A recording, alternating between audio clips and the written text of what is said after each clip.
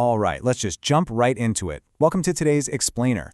We are taking on a really high-stakes technical walkthrough today, looking at how to self-host a billing system. And we aren't just talking about any standard setup here. We are aiming for a true zero-attack surface architecture because, well, real money's on the line. When you're running a system that actually processes payments, every single configuration decision you make carries real-world financial risk. So we're going to look super closely at deploying Paymenter using a Cloudflare Tunnel and Dokploy. And, most importantly, we're going to figure out how to dodge those dangerous hidden traps that can literally cost operators serious revenue. To get us started, I want to anchor our entire architectural approach today on this one core philosophy from Adam Blackington. When you run a billing system, the failure modes that matter most are the silent ones. As we build out the stack, our primary goal isn't just making things work. It's making absolutely sure that when things inevitably break, they don't do it quietly in the background while your dashboards are still glowing green and telling you everything is fine. Think about the fundamental difference between a loud failure and a silent failure.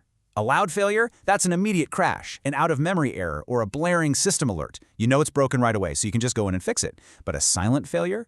That is a challenged webhook that never actually arrives. Or maybe it's a job queue that's just quietly dropping invoices because it's under memory pressure.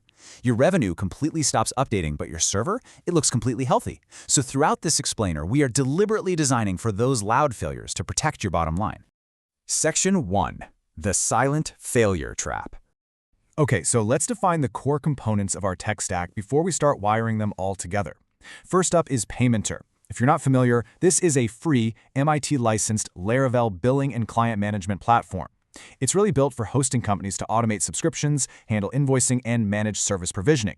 But here's the absolutely crucial point. Paymenter is a financial system. It holds your encrypted gateway credentials for processors like Stripe, and it actively drives your revenue. That means every single choice we make around proxies, job queues, or callbacks isn't just some technical preference. It carries actual money risk. Next up in the stack, we have Dokploy. This acts as our orchestration layer. It's an open-source platform as a service that basically sits right between you and Docker, managing multi-container stacks. But you really shouldn't mistake it for just, Docker with a nice UI. As you'll see in a bit, Dokploy's unique deployment semantics and its environment injection model fundamentally change how you actually have to write your Docker Compose files and how you structure your backups. And finally, rounding out the stack, Cloudflare Tunnels and Access. Cloudflare is going to supply our entire public edge. The tunnel establishes an outbound-only connection from your server directly to Cloudflare. This is massive because it means zero inbound public ports on your origin server. Literally nothing is listening on a public interface. Cloudflare acts as our single public interface, which leaves the origin itself with a true zero-attack surface. Section 2. Bypassing the reverse proxy. So here's a kind of counterintuitive question for you. If your host is already running a perfectly good reverse proxy, like Trafic for instance, for other apps, why on earth would we deliberately bypass it? I mean, the obvious move would be to just add a router for your new billing host name and let the proxy handle the whole thing, right? Well, here is the absolutely terrifying reality of doing that. If your proxy is bound to a public IP, adding a router for your billing system creates a massive, silent vulnerability. Anyone, anywhere on the internet, could simply send a request directly to your server's IP address using the correct host header, completely bypassing Cloudflare. They skip the tunnel, they skip the web application firewall, they skip all your access policies, and they hit your billing app directly. And honestly, the worst part? This bypass looks completely healthy in your dashboard. The tunnel is still technically working, so you have absolutely no idea your security is being totally subverted. Thankfully, the fix for this is elegantly simple. You just bypass the reverse proxy entirely. Instead, you bind the application exclusively to loopback, specifically port 127.0.0.1. And then you point the Cloudflare tunnel straight at that loopback address. It's a clean, one-hop solution. No proxy, no let's encrypt certificates to manage on the origin server. This elegantly locks that trapdoor and ensures your edge protections absolutely cannot be bypassed by a random IP scanner. Section 3. Navigating Dokploy and Docker.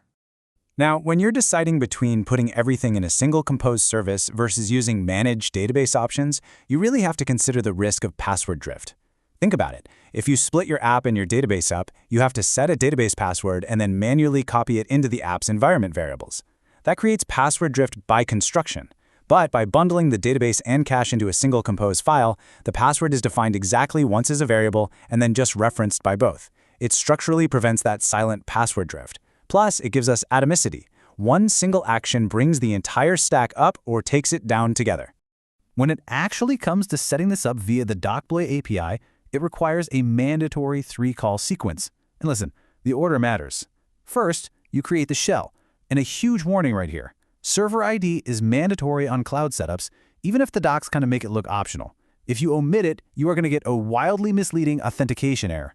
Second, you attach the compose file, making sure to switch the source type to raw YAML.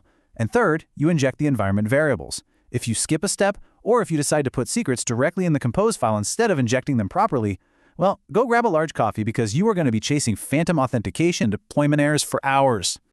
Okay, let's talk about this specific volume configuration that will literally eat your upgrades. A stock Docker Compose file often mounts the root directory, like /app, straight to a volume. But a Docker-named volume is only populated from the image when it's first created. After that, the volume shadows the image. So if you use a root mount, you will silently freeze your application at its very first deployed version forever. You'll pull new updates, the container will cheerfully report it's running the latest tag, but you'll actually still be running the old code. The fix? You absolutely must mount specific mutable subtrees, like /appvar or /appstorage. This simple change ensures your code always comes from the image and only the data comes from the volumes. Next up is something I call the Redis eviction trap. Most tutorials out there will suggest configuring Redis with an all-keys LRU policy. And sure, that's great for a pure cache, but Paymenter uses Redis for its job queue too. Under memory pressure, all keys LRU will evict the least recently used keys, and it has no idea that some of those keys are queued customer invoices. It will just silently delete them. Instead, you have to use the no eviction policy. This converts a silent loss of revenue into a loud, highly trackable out-of-memory error. Remember what we said earlier. For financial data, loud always beats silent. Section 4. Securing the Cloudflare Edge. Let's do a rapid-fire run-through these edge configuration traps because any single one of these will cause customer renewals to fail while your payment gateway insists it was a success. First up, bot fight mode. Turn it off for webhooks. Payment gateways aren't browsers, and bot fight mode will just silently drop them. Second, WAF manage rules. These can actually flag valid JSON signatures coming from payment gateways, so you absolutely need a skip rule in place. Third, never ever enable cache everything on an authenticated hostname, or you will literally serve one customer's private invoice data to a completely different customer. And finally, putting Cloudflare Access on your root domain will outright block gateway post requests with a login redirect. So the absolutely crucial point to take away from this is Cloudflare Access is a fantastic tool for securing your admin panel, but it must be strictly scoped to the /admin path only.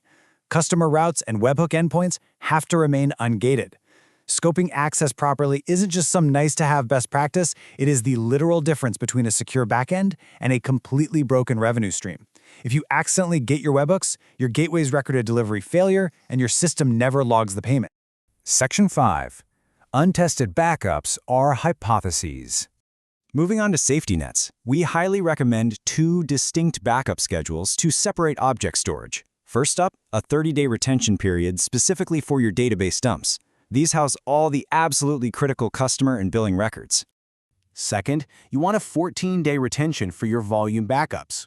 This includes the incredibly essential var volume, which holds the application environment alongside things like user uploads and custom themes. But here is the massive encryption key problem that catches so many people totally off guard. Laravel encrypts database columns, and that includes your stored payment gateway credentials. If your server dies and you restore your database without the matching app key, you'll have a working panel, but your gateway credentials will be permanently undecryptable. There is zero recovery from that. None. Database passwords can be rotated, but the app key cannot.